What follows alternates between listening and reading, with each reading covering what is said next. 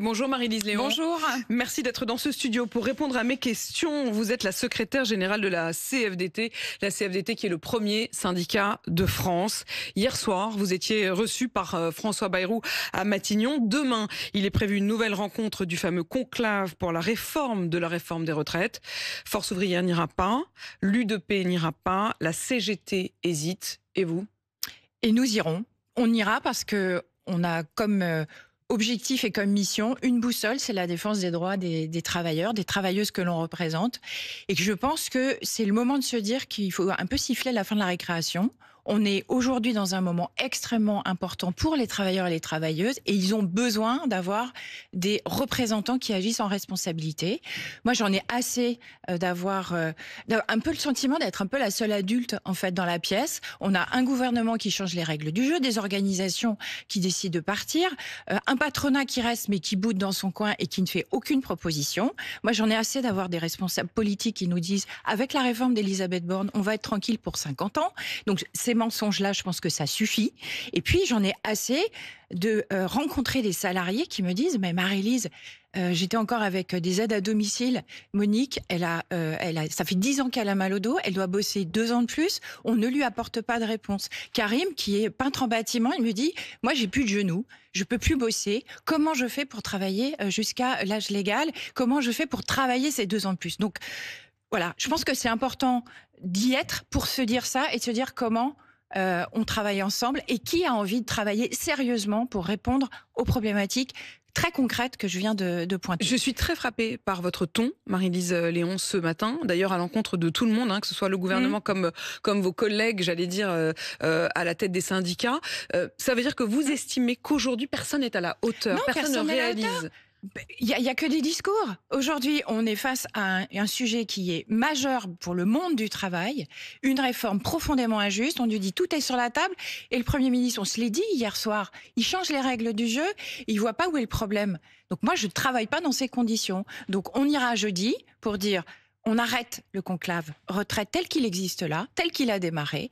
Moi, je m'affranchis de la lettre de cadrage qui a été posée et on pose en responsabilité avec ceux qui ont envie vraiment de travailler les sujets qui nous vont bien, les modalités de travail et le calendrier qui nous convient. Alors attendez, il y a plein de trucs dans ce que vous venez de dire, Marie-Lise Léon. Vous y allez, mais c'est plus le conclave tel que François Bayrou au départ l'avait annoncé. Le conclave tel qu'il a démarré, il ne peut pas continuer. Le Premier ministre, il a rompu le contrat. Dont acte.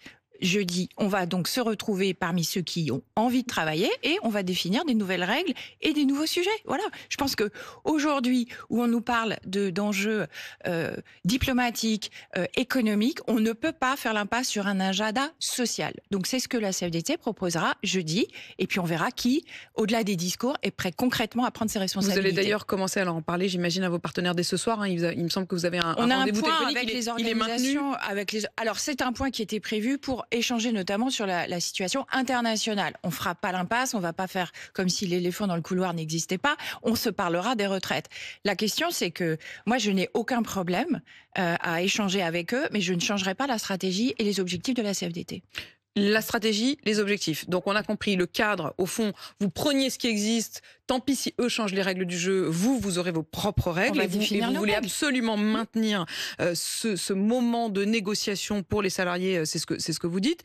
Avec quel objectif? C'est-à-dire que est-ce que vous considérez que même si François Bayrou a dit pas question de revenir aux 62 ans, eh ben vous discuterez malgré tout de l'âge de départ. Nous, on veut discuter de l'âge de départ. C'est le cœur du réacteur, c'est la raison pour laquelle on s'est mobilisé et pour laquelle on a souhaité reprendre le fil des discussions. Après, nous sommes ouverts à rediscuter de la pénibilité, bien entendu. Ça fait partie des sujets phares que la CFDT défend depuis 20 ans. On ne peut pas aujourd'hui accepter que 30% des aides-soignantes partent en retraite en étant déjà en incapacité. On marche sur la tête. Donc il faut pouvoir traiter cette question de la pénibilité au travail, comment on le prévient, comment on permet à des personnes de partir plus tôt, comment on traite l'inégalité entre les hommes et les femmes et le fait que le report de l'âge légal c'est plein pot pour les femmes. Ce sont les plus grandes perdantes de la réforme de 2023 puisqu'on supprime purement et simplement les trimestres dont elles bénéficiaient pour maternité. Comment on résout cette question? La question de l'âge sera sur la table. Ça fait partie des sujets sur lesquels la CFDT veut pouvoir discuter et voir comment on avance. Et puis, le principe, c'est que chacun vient aussi avec ses sujets. Et je ne doute pas que les organisations patronales auront beaucoup d'idées et des sujets qui leur tiennent à cœur. L'idée, c'est de... En fait, on va appliquer, je pense qu'il faut qu'on applique les règles que le Premier ministre avait posées, qu'il n'a pas respectées. Pas de totem ni de tabou, tout est sur la table et on se construit un agenda sérieux. En fait, vous avez repris le flambeau, si je puis me permettre. Oui, c'est exactement comme ça que j'ai l'impression. Parce que ça, c'est urgent. Enfin, je ne peux pas, moi, me dire je suis représentant des travailleurs et des travailleuses qui me parlent quotidiennement de leurs problèmes au travail. Et puis de participer à ce cirque médiatique où chacun reste bien confortablement à faire ses commentaires. C'est pas possible. Est-ce que vous avez appelé Sophie Binet ? Non, je ne l'ai pas appelée. On doit se parler cet après-midi. Elle est en consultation de ses instances. Elle a sa propre ligne. Et donc, ils décideront. Alors, dans sa consultation, la ligne proposée effectivement par la CGT à ses instances, c'est de proposer, je cite, de quitter les concertations, donc l'inverse de ce que vous nous dites, vous, ce matin, de construire la mobilisation. C'est une lettre interne, donc, où la commission exécutive confédérale considère, je cite, que la nature des concertations retraite a changé et qu'il faut donc en tirer les conséquences en quittant les concertations. Est-ce que vous espérez encore que la CGT n'adopte pas cette ligne-là ? Non, moi je ne vais certainement pas me mêler du processus démocratique, des positionnements des responsables de la CGT. Voilà. Après, eux proposent de quitter, de se mobiliser. Nous on dit, on ferme le conclave tel qu'il existe aujourd'hui et on en ouvre un autre parce que pour être utile aux travailleurs et aux travailleuses, répondre concrètement, c'est en étant d'abord autour d'une table qu'on peut construire des solutions concrètes. Marie-Lise Léon, le contexte actuel, c'est ça qui est évoqué par François Bayrou pour justifier le fait qu'on ne revient pas sur l'âge de départ à la retraite. Le contexte actuel, c'est effectivement à nouveau les menaces et le réarmement.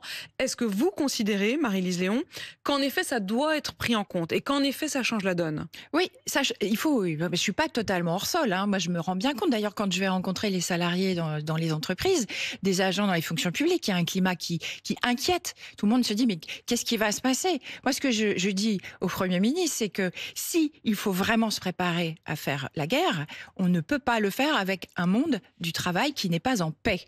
Et il ne sera pas en paix tant qu'on n'aura pas répondu socialement à ses attentes. C'est la façon dont il faut pouvoir prendre les choses. Oui, mais la question, c'est pas tout à fait celle-là. C'est évidemment que tout le monde a envie que le pays soit serein. Mais la question, c'est aussi les sous. Est-ce qu'on peut faire, et c'est devenu presque une formule consacrée, est-ce qu'on peut faire à la fois des canons et des pensions ? On ne fait pas de canon avec des salariés qui sont en souffrance. Ça, il faut que les responsables politiques ils l'intègrent. On ne fait pas de canon avec des salariés qui ne sont pas bien dans leur travail. Donc, il faut pouvoir traiter ces questions-là, apporter des réponses concrètes. Et puis, quand vous dites qu'il y a un sujet de financement, moi, je ne fais pas l'autruche, je ne mets pas la tête dans le sable en se disant il n'y a rien, il n'y a pas de problème.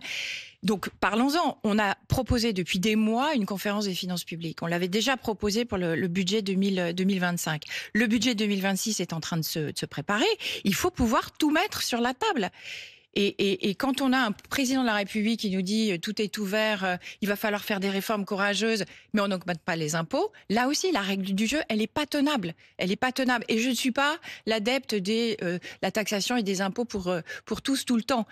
Ça n'est pas le sujet. Vous estimez donc que plutôt que de réduire les efforts, il faut partager les efforts. Et les efforts aujourd'hui des plus aisés ne sont pas à la hauteur de ce qu'ils peuvent apporter à la cohésion sociale. Ça veut dire que vous ne voulez pas renoncer à la protection sociale pour la protection au sens sécurité. Simplement, vous estimez qu'il faut trouver une sorte de taxation exceptionnelle, une contribution des plus riches de ce pays. On a plein de propositions sur la question d'une réforme fiscale. Qu'est-ce que pourrait être une réforme fiscale ? Lesquelles ? Une réforme des impôts de succession, par exemple. Comment on peut faire contribuer tout le monde avec une progressivité importante ? Comment on améliore la taxation des revenus du capital à la même hauteur que les revenus du travail ? Je me suis associée à une proposition qui a été adoptée à l'Assemblée nationale pour taxer de façon juste les personnes les plus aisées qui ont, de mémoire, au moins 100 millions de patrimoine. Ça représente à peu près 1800 personnes, 1800 contribuables qui permettraient, en mettant juste une taxation à hauteur de 2%, de ce patrimoine, d'apporter 20 milliards d'euros. Je pense qu'aujourd'hui, quand on parle de cohésion sociale, d'un monde du travail en paix, c'est un monde du travail qui pense que tout le monde contribue en fonction de ses moyens et qu'il y a de la justice sociale et fiscale. C'est tout ça qu'il faut pouvoir discuter.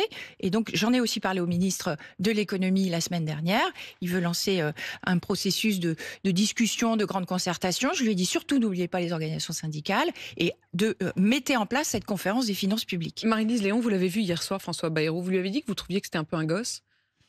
Je lui ai pas dit comme ça, mais je pense qu'il l'a compris. On a convenu que de toute façon nous n'étions pas d'accord et qu'il avait mis un coup de canif dans le contrat. Clairement, il l'a entendu. Comment il vous explique le fait d'avoir dit et redit d'ailleurs? Il dit qu'il ne croit pas que c'est possible. Donc comme il ne croit pas que quand il fait nuit on voit le soleil, on est en désaccord.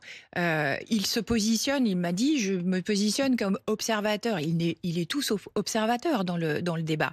Donc on a fait ce constat que nous ne sommes pas d'accord et que on lui a donc dit que nous proposerions autre chose et que le conclave tel qu'il l'avait conçu, il était terminé.